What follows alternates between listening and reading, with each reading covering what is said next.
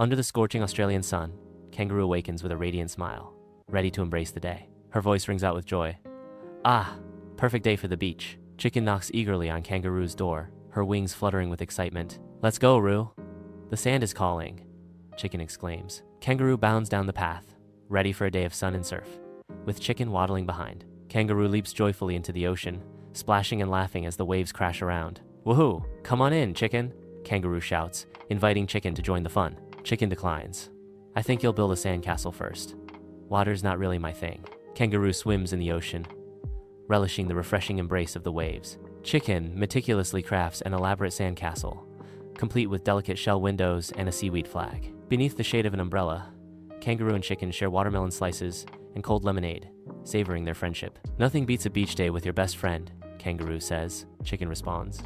Even if one of us doesn't like to swim. As the sun sets, Kangaroo and Chicken sit side by side, watching the sky ablaze with color. We should come back every sunny day, Kangaroo says, his voice filled with contentment. Chicken nods in agreement, her eyes sparkling with joy.